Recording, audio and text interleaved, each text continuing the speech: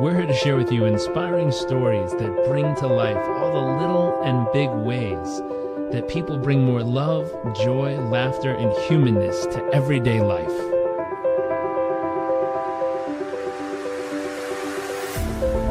Our focus is the hunt for those little moments that refuel the human soul and reminds us what life is really all about. I invite you to sit back, enjoy the moments, enjoy the stories, the adventures, and the journeys.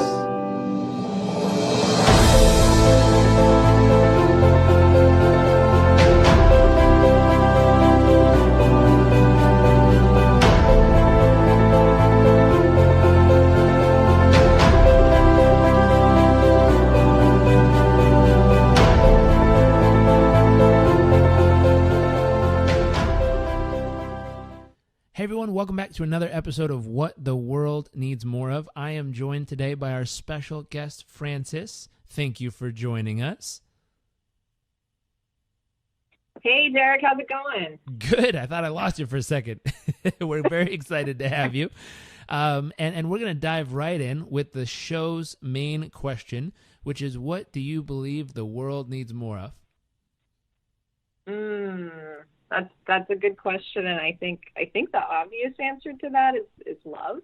So I'm gonna start there, but I'll add another thing that I think the world needs more of. But I think the basis of everything you could ever say we need, the core of it is gonna be love. So if you say we need more empathy, or we need more compassion, or we need more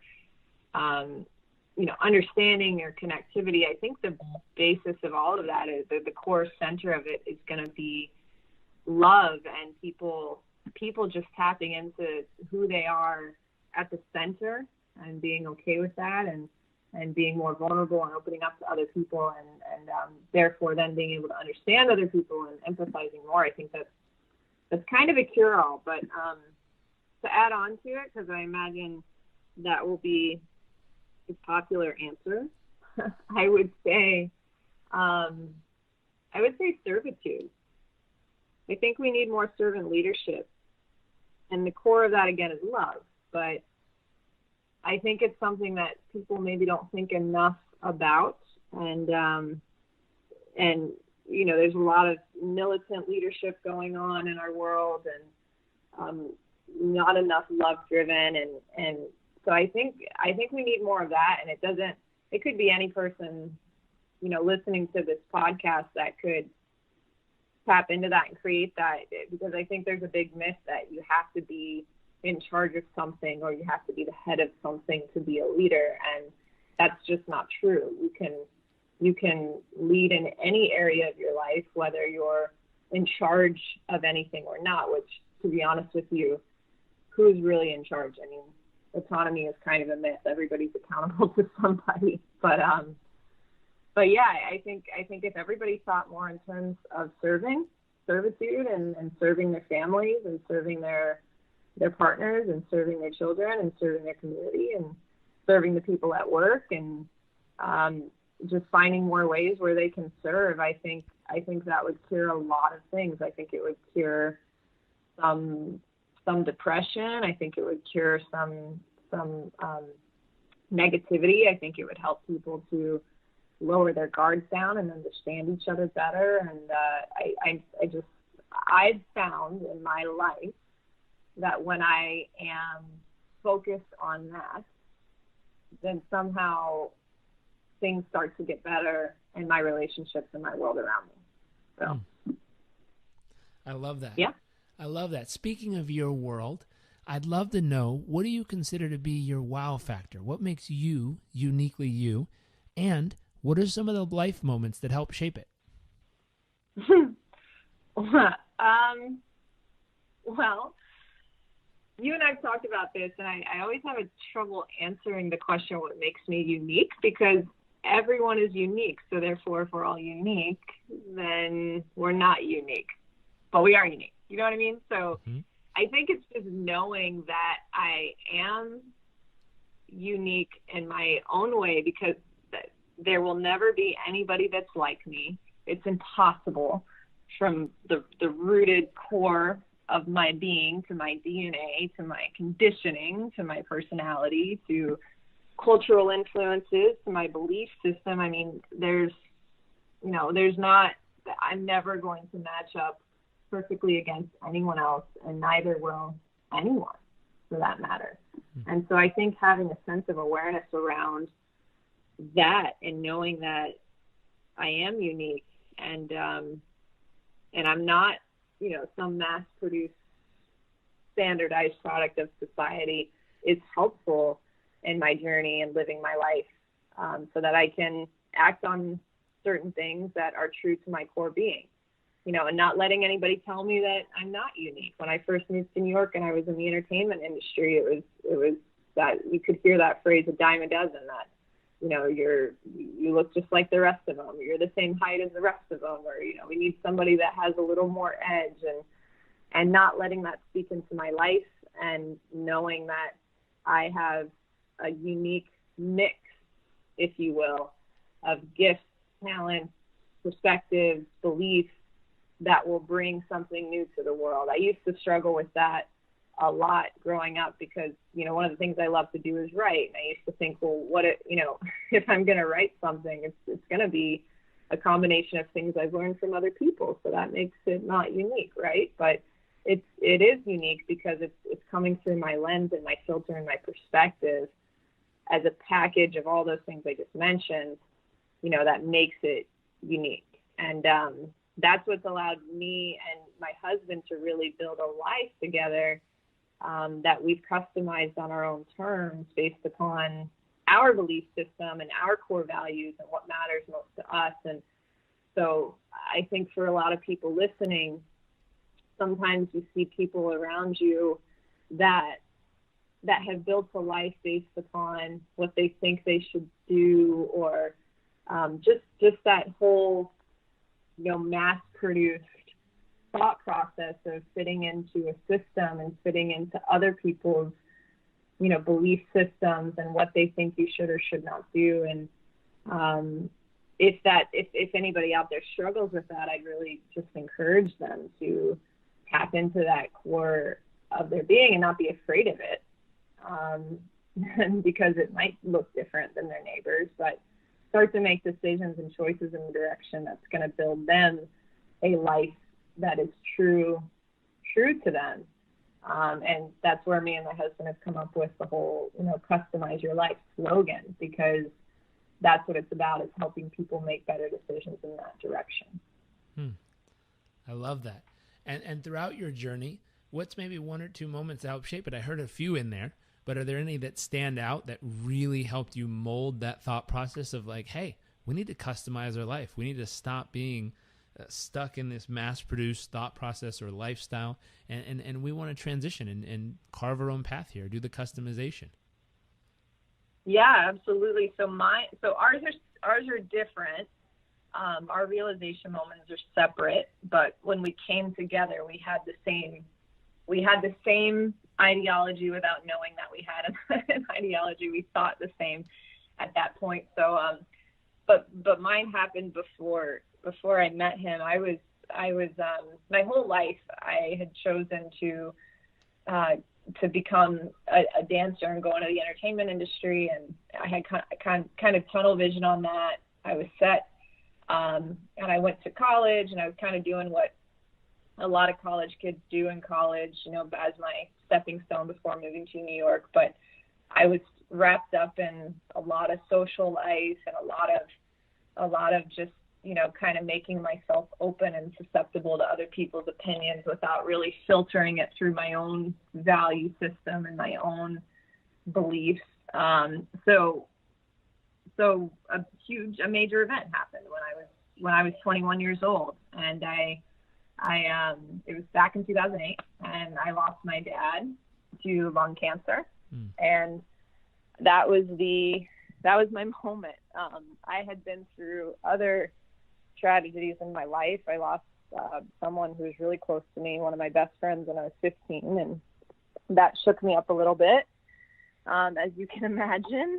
And but losing my dad was really the event that shifted my whole perspective. And he was my hero. He he was my lifeline, if you will. Him and my mom are just incredible parents. And my mom was always my encourager, my cheerleader. She was the wind in my sails. It always pushed me further. And she still does that, gives me the belief that I can do anything. And my dad was kind of like my encyclopedia for life, my Google, where I could call him for anything I needed. And he was just so smart and so patient with me to help me kind of navigate through life. So needless to say, losing him was emotionally devastating. He had lung cancer, I think I mentioned. So I pulled out of school. I was living in Oklahoma City at the time, and I moved back home to Alabama to be with him in those final days. And we were fortunate enough to get more than a few final days with him, so that we could have some pretty special conversations, and so that it could really, it could really impress upon my heart what was actually happening. And I don't know if you ever spend time with anybody at the end of their life, especially someone like my dad, who was just packed with wisdom and knowledge and heart and love, and having a belief system that he's going on to heaven, and that's our faith. It's really cool. It's a tornado of emotions for sure, but there's a part of it that's really beautiful. And just a few things that my dad said to me stuck out to me during that time. He kept telling me to stay the course. He kept telling me,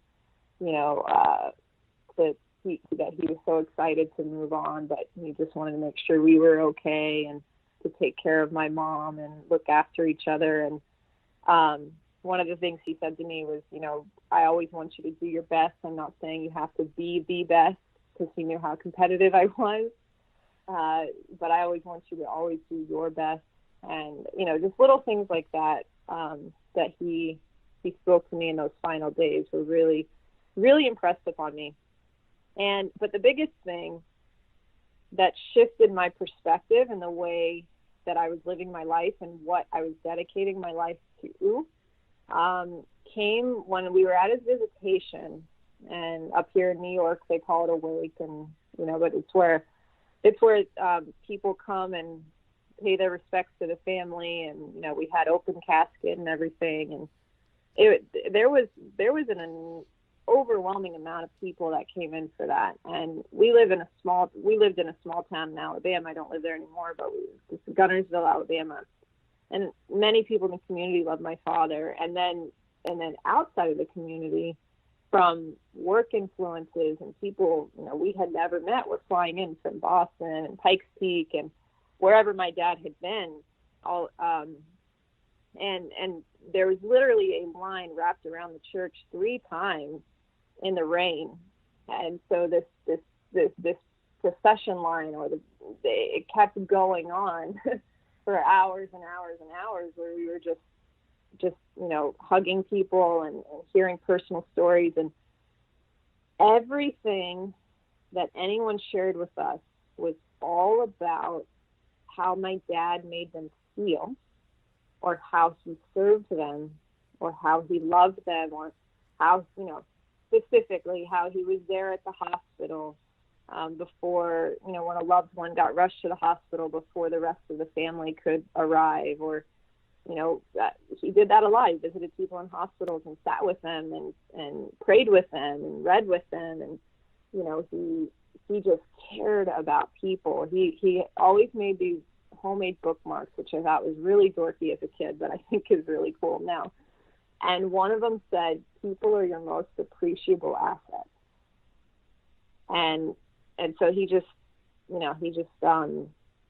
really dedicated his life to serving people. And that was the theme of that day. And that might seem really obvious to you and maybe to the listeners, but and I guess it was obvious to me if you really asked me what happens at a visitation, but up until that point in my life, I was so performance driven. I was so focused on collecting trophies and another line on my resume and another talent or skill I could acquire, just basically another way I could climb the next mountain, and wasn't really concerned about the relationships or the friendships I was building along the way, or who I was stopping to help or to serve or to love. And taking that extra time, I was so focused on just that performance aspect of my life that I was missing the whole purpose aspect of life. And I noticed that because my dad had done a lot of really great things, a lot of noteworthy things where we could have, oh, you know, I read that book that your dad, you know, contributed to, or, you know, his document on this really helped move my life forward, or, you know, the things he did at work, or, you know, he had this whole trunk that we found after he passed away with medals and certificates. And, you know, I wish that we had found it earlier so I could ask him those stories. But the fact that he never even brought those home to parade them to us as his immediate family, he brought them home and put them in a trunk because when he came home, he was dead. I mean, that spoke volumes to me with how he lived his life. I didn't even know how important he was at his work. I had no idea.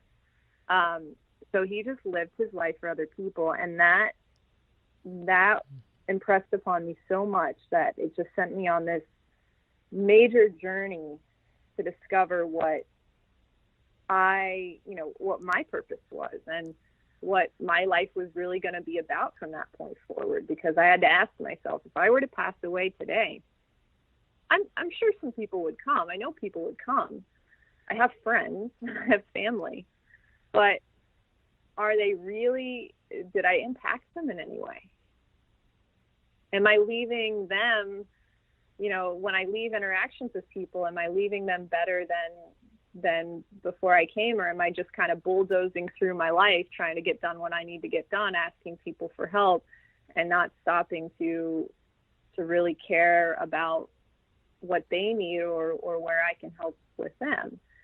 So it was really cool because my dad had this bookshelf in his garage, and I thought it was super boring as a kid to, you know, that he would go in there and read things. I mean, literally he would read in our garage.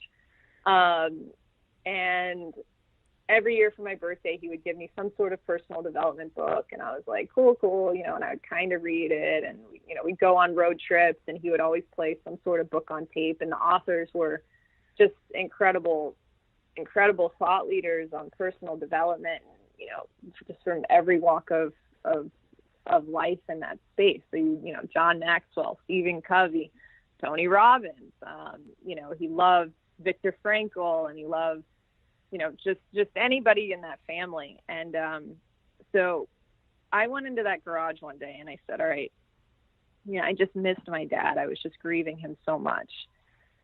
And I wanted to feel his presence. I wanted to feel something. And I'm sure that most people do after a loved one passed away. And looking through pictures, and, you know, nothing was really helping me feel close to him. And I saw that bookshelf, and it kind of stood out like this sore thumb in this, you know, crowded garage. And I said, you know what?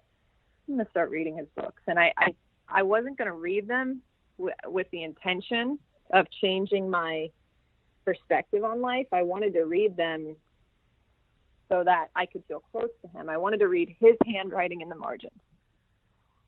But obviously what it did is it transformed my way of thinking, because in order to read his handwriting in the margins, I had to read the book to understand the context.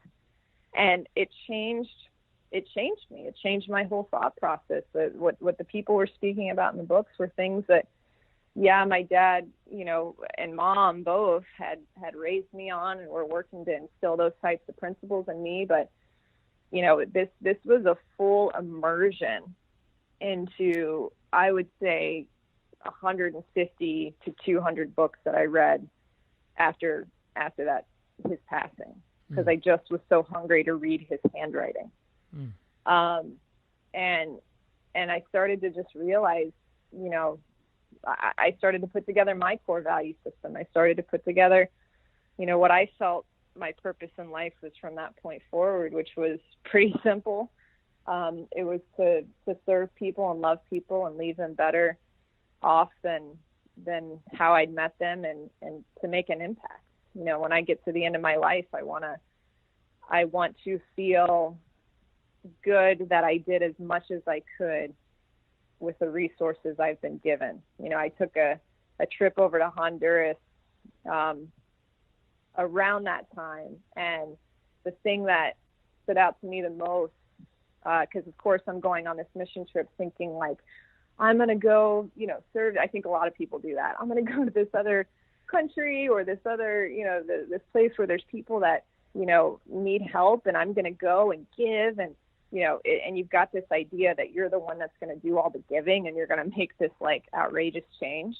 And then when you're there, and especially when you leave, you're like, okay, I know I did some good things. Like we put 10 roofs on, and we poured some concrete, and we hung out with them and played with them and prayed with them and broke bread together. But I think I got way more out of this. I think they gave way more to me than I did to them, because the perspective that they gave me was their joy without having all the things that we have in the U.S.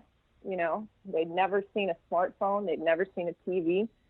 And yet they had this just unbelievable internal joy that so many of us in the U.S.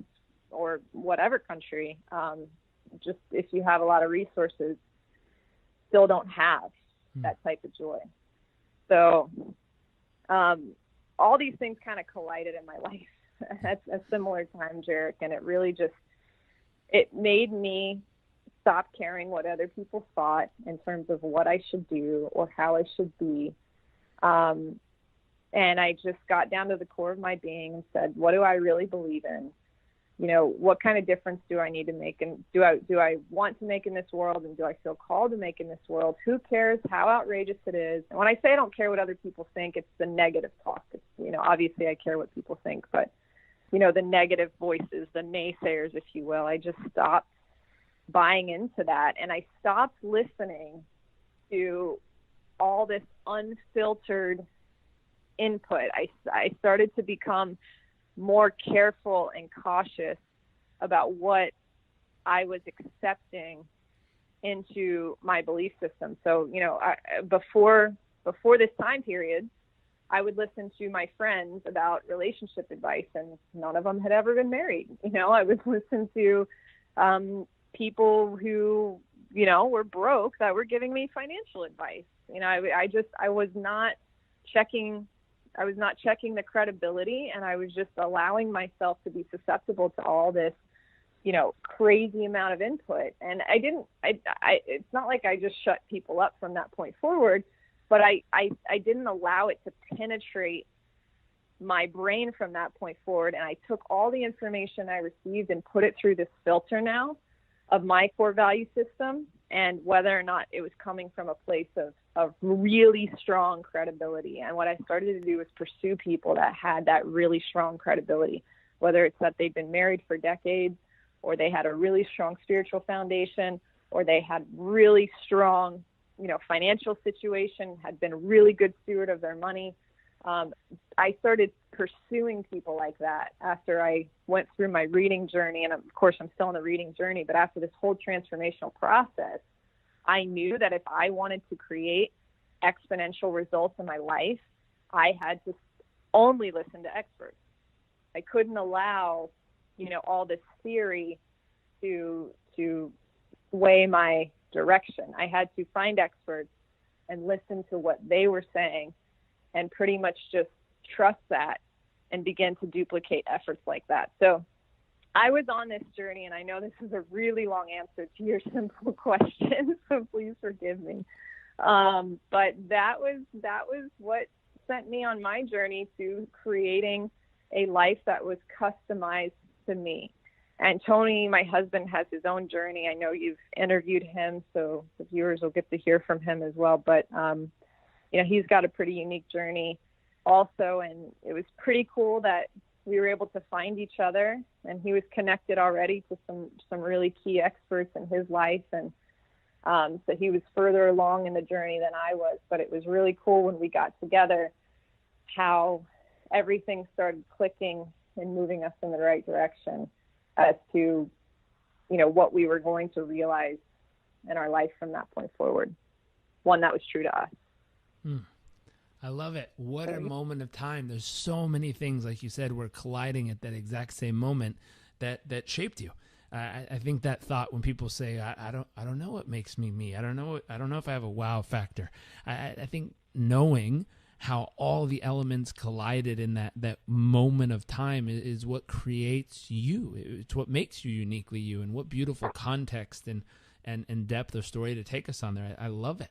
Now, with all of this going on in your world and everything that's transpired since, I'm curious, what's a humbling moment that occurred along the way?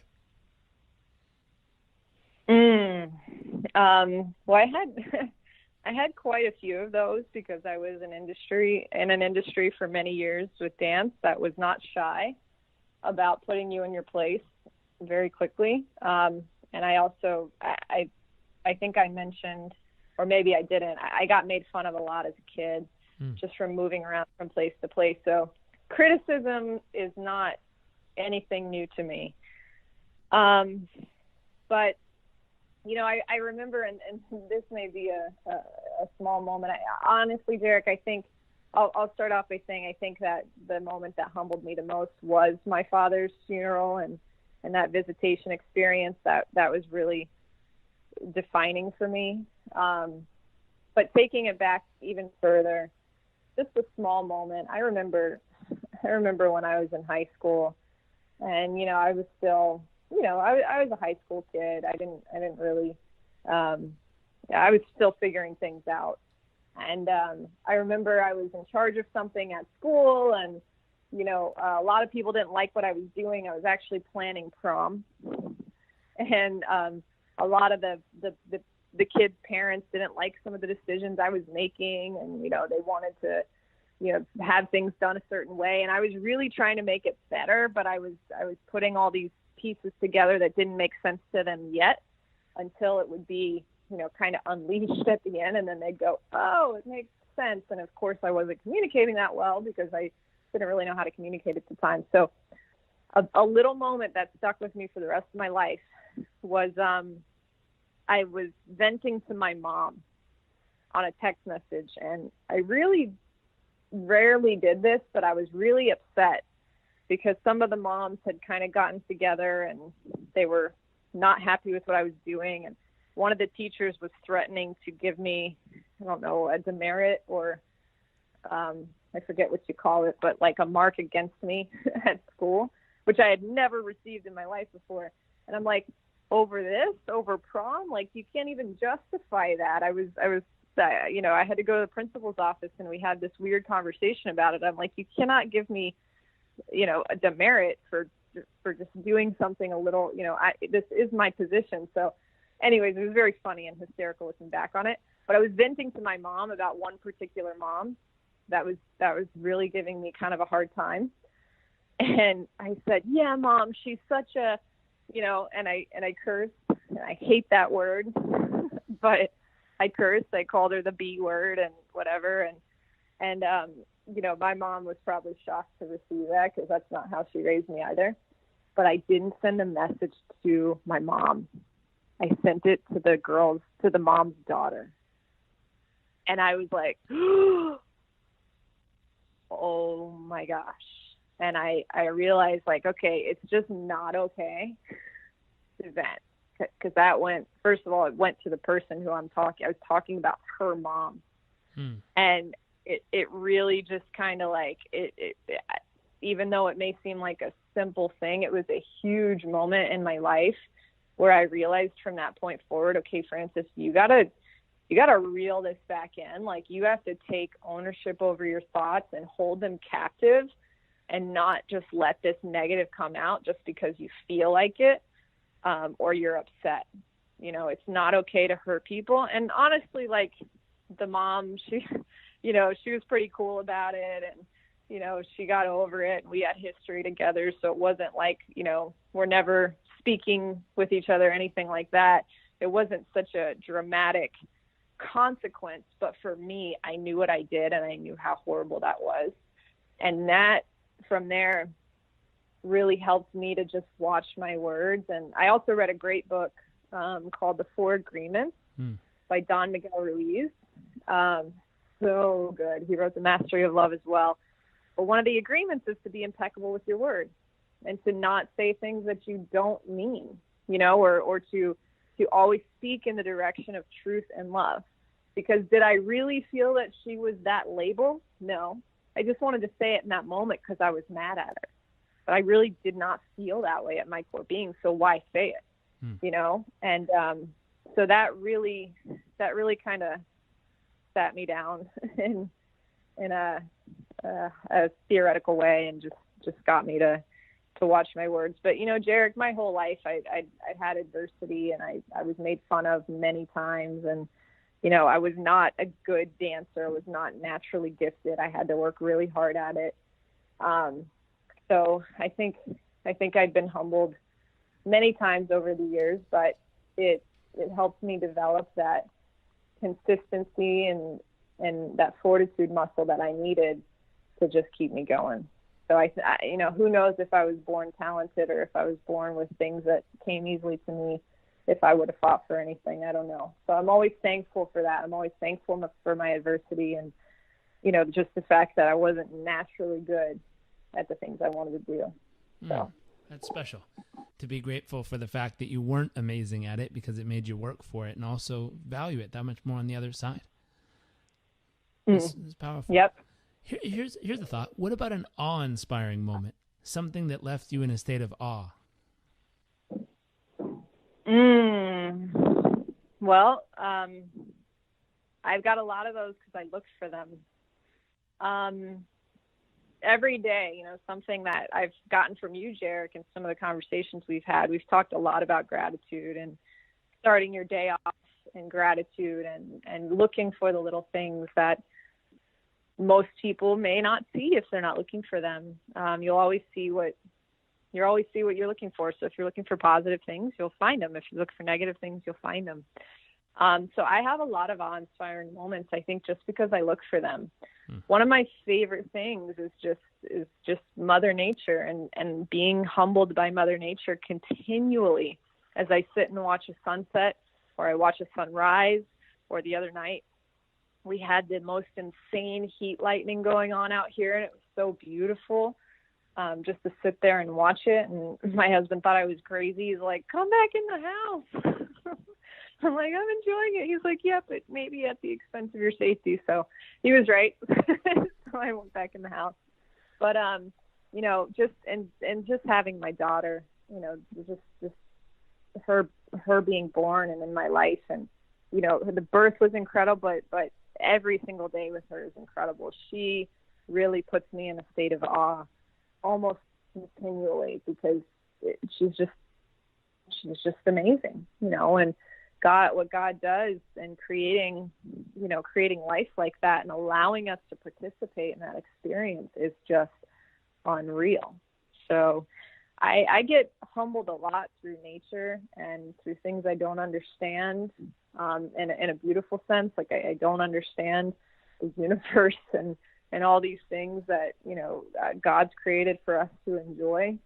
And that easily kind of gives me great perspective, especially when I have anxieties going on or fears, and it kind of really helps me quiet those by just tapping into that gratitude and looking to something beyond myself that is so much greater and has so much bigger purpose to make this world turn than my little chunk of it in peace and whatever might be creating that anxiety or stress. So speaking of anxiety and possible stress, what's your greatest fear? So can we talk about fear a little bit? Because this has been an interesting topic in a lot of my personal conversations with peers of mine that say, hey, I want to be fearless, or how do I get rid of fear? How do I get rid of my fears? And I really love what Elizabeth Gilbert says in her book, Big Magic, because she's like, you're not going to ever get rid of fear. It's a part of your family. It's protected you in a lot of ways throughout your life. I mean, it told you not to go down that dark alleyway, and it told you, to look out, or to stay away from something. So she's like, it's actually a really good part of your emotional family. So it just comes down to how you dictate the fear, and whether or not you let it control your life. But yeah, my greatest fear, Jairek, is not doing everything I could have done with the resources I've been given. I know that I have days where I can be selfish, and I have moments where I can be selfish. My temperament at its core being is introverted. And so it is not natural for me to want to go be around large crowds of people. And it's more natural for me to want to sit in my isolated space and just be alone and enjoy nature and peace. And it's not that I don't care about people. Clearly I do. I just went through my whole story and journey and my purpose in life. So, but that is my temperament. And so I have to be mindful and aware of that. And I have to allow that side of me to have restoration and peace and solitude when needed. But I can't let it have that all the time. So where I'm not getting out and contributing and doing the things that I need to do to fulfill my calling and purpose. So I really try to keep that in check and make sure there's healthy balance there. But because my greatest fear is getting to the end of my life and knowing or finding out maybe that there were all these moments that I missed because I was selfish. There were all these opportunities for me to do something to help someone or impact or tap into, an area of my own growth and expansion, but I didn't do it because I felt like I needed to back away or, have an extra hour alone, or I didn't feel like talking to that person that day. And, so I think about that a lot, and I work on that because I don't want to leave this earth knowing that there was so much more I could have done, had it not been for my temperament and my own insecurities. I have insecurities. I think everybody does. Again, I just do not believe that there are people that don't have insecurities. It's just how you, again, speak to those in your life and whether or not you allow them to take ownership or not, or to take a back seat. So of course I'll have insecurities over things like, when I first started speaking on stages, or, when I first started traveling and doing things that made me uncomfortable, when I first started writing my blogs, I mean, it's like, it was a vulnerable thing to do. And it freaked me out, and it would be so much easier to say, I don't want to do that. I'm just going to throw it away and go back under the covers. And every time I'm faced in one of those moments, I really try my best to push through it and tell fear to take a back seat so that I can, act on it and not miss those moments, not miss those opportunities to give and to contribute. So. I love that. It's a great fear because it brings you out of the box you might put yourself in and allows you to experience, the width and depth of what life has to offer around you. What a beautiful way to use that to transpire, things that would normally be a constraint, but now becomes a launching pad for you to go out into. That's awesome. Speaking of launching, what are you excited about in the future? I'm excited about so many things. I'm excited about, the family that we've created and our expanding, so many personal things like that. But what I'm most excited about is seeing what seeing what's going to transpire through our compounded efforts that we've been working so hard to invest into people all these years. So my husband and I, in the work that we do, we spend a lot of time investing into people and giving that time and giving that, servitude and helping them navigate their own core value system and their own unique stories and purpose in life, and help them get on that path to be able to realize those things. And we do that, we have a very specific way that we do that. So it's pretty cool. We're at a point now where it's kind of like this wave that was just building and building and building as we were seeing these people make better decisions in their life and achieve these milestones. And the cool thing about what we do is they are charged with the responsibility of paying it forward. And so that has continued to build and build and build. And now we're seeing people that we may not have even ever met before that are already down the path of good ways and have stories to tell, and debt is paid off, or relationships are better, or whatever it is. And we're going, okay, that is the result of what we did 8 years ago or 5 years ago, whenever it was that we started that chain of relationships. So I'm really excited to see, because it's not what Tony and I did.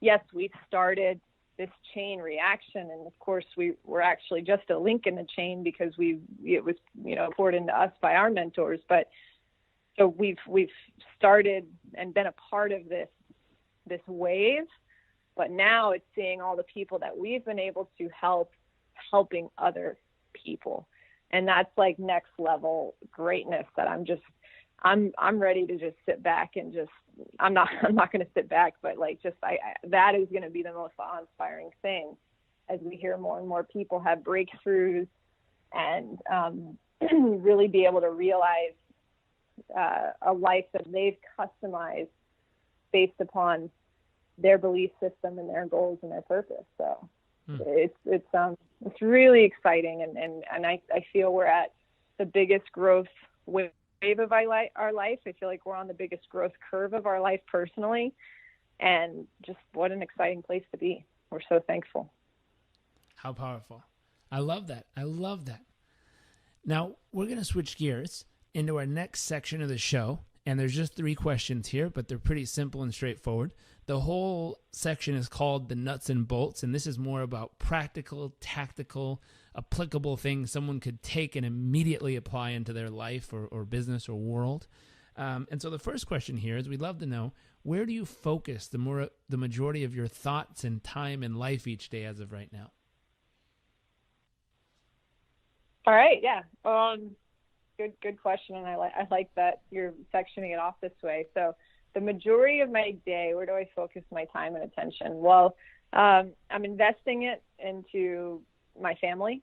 So I'm spending a good amount of time during the day. Fortunately, we have built a lifestyle that allows us tremendous freedom in how we allocate our time, and family is right at the top of my core value list. So spending a good amount of time with them. My daughter, we have a beautiful son that came as a package deal with my husband, so I've really got a great friendship with him. He's 15 now, and my daughter is 10 months old, and I just enjoy getting to be the primary influence in their life along with my husband. It's pretty awesome. So, but outside of that, we're investing into people, and I love the fact that our children are going to get to see us invest into people and spend that time with the people that we're working to coach and mentor and help them break through their tough times and their moments and create growth in their life.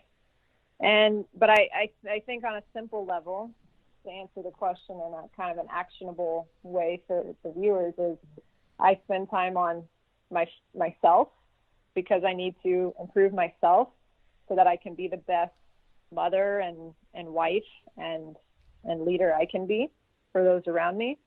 And then I invest time into my family. Even before all of that, I invest time into my faith.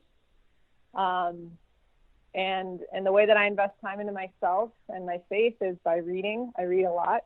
It's made me who I am, and it's continuing to mold and shape me and stretch me and challenge me in ways that are really, really healthy and tough and exciting. So I read a lot. I listen to a lot of different things, like the podcast, Jairek, that you're producing, which I can't wait to hear all the people you're interviewing. And I meditate, and, I make sure my time spent with, whether it's my family or other people, is quality time. So I'm not on my phone. I'm not really plugged into any kind of technology, that's going to take me away from connecting with them. So I'm super intentional about that. I love that. And with all these things, spending time with yourself, with your family, with your faith, connecting and sharing with other people, what would you say is a key to your success in all of that? The key to my success in being able to do that? Mm-hmm. Being intentional. Taking the time to write down what my priorities are. And what I did is I took a pie chart. I made my life into a pie chart. And if you break it down by a week or a day, it's really helpful for you to figure out where you're spending your time and what's taking up the most of it. And if you start to realize that, holy smokes, I'm spending 2 hours a day on Instagram, just 2 hours a day, well, it can compound, and that can be 15 minutes here, that can be 20 minutes there, but that's like 700 and something hours, a year that you're spending on social media. And that was a big thing for me. I was spending a lot of time there. TV, not that these things are bad, but is it aligning with your core value system? And is it taking you away from other things that are more important to you? Because those things are, I think, are autopilot. They're autopilot, like they're things that people aren't conscious about, that they just tap into to quote unquote relax. But the question is it really relaxing? Is it really restorative? Because, restoring yourself and relaxing and, kind of cleansing your mind, and that's all important. But are those things really doing it? Or are they bringing more stress? Are they putting in input that really doesn't align with your value system? So I just got super intentional about it. I sat down, I thought about it. I looked at my pie chart and I was like, holy smokes, I'm spending way too much time in certain areas that are not serving me. They're not serving my family. They're not serving my God. They're not serving my purpose. So what am I doing here? And I chopped those down and then had that extra time for the things and the people that matter the most. And that I found myself being more rested, feeling more rested, I would say, just feeling more joyful and, less stress, less anxiety, because I felt, I feel that I'm doing my best every day, which goes back to what my dad asked me to do, was always to do my best every day. I love that. And so our final question, it is, what is one tip someone could take from today's episode and apply to their life and to help them experience this kind of success and freedom and customization of their own life? I would say just have that conversation with yourself. Find some time, over the next few days where you can have an hour or two to sit down and just have a date with yourself, no one else. And you just sit there and you go, okay, what am I doing? What does my pie chart look like? What are my core values look like? Am I really living my best life? And it starts with defining it. It starts with crystallizing that vision. And then you may not be able to make the changes the next day, but what you can do is start to create a blueprint of actionable steps you can take every day that are incrementally going to get you to that place. So if it's your health, for instance, and obviously you can't wake up the next day and say, well, I got a new body and a new everything because I've just chosen this. No, you can choose it, but it's going to take incremental steps to get to the place that you want to be. And that's the most obvious example, because clearly we can't change our physical body, but even with our time and the way we're spending it, you don't want to just break off your commitments tomorrow to certain things. Maybe you're a part of a league that's taking you away from your family, or something that is just taking time away from your marriage, and you're realizing, okay, I need to trim some fat and become more focused. It could be incremental steps you're going to take, but create the vision and then create the blueprint and start to work on those things every day. And I would recommend journaling about it, so that you can look back and reflect and see what helps you and what doesn't help you, because 5 years from now, 10 years from now, as you're working on staying true to that path and maybe reinventing or reorganizing some areas of your life, you can look back and think about what helped you, what didn't help you, and also being able to celebrate the milestones along the way. We have a couple that we've been working with now for, I would say, probably a little over a year, and they just paid off a significant amount of debt. But it wasn't something, they made the decision to do it about a year ago. And then it was every single day making those decisions. They found out that every month they were spending a few $100s that they didn't have in just eating out.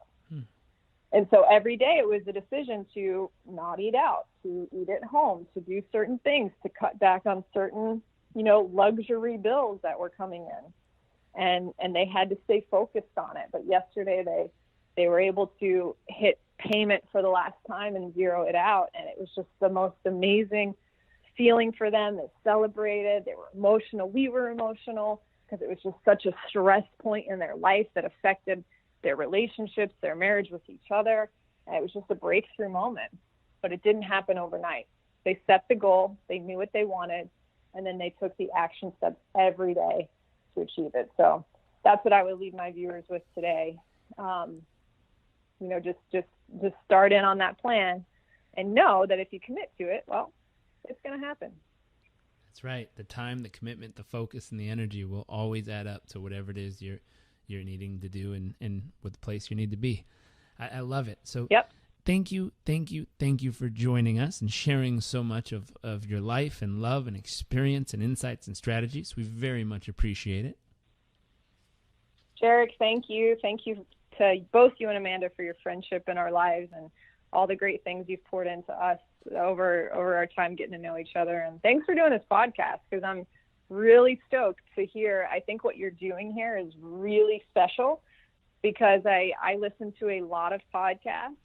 I'm constantly filling my brain with that. And I think you're tapping into something that is very unique, in a sense that you're just kind of getting down to that root core of every human being, which is these moments that, make them who they are, and what's important to them. And, I because I listen to a lot of success stuff, it's more about kind of charging the hill and climbing to the top. And I love what you're doing, because it's starting at the center, which is where everyone needs to start before they can really, really start to charge the hill.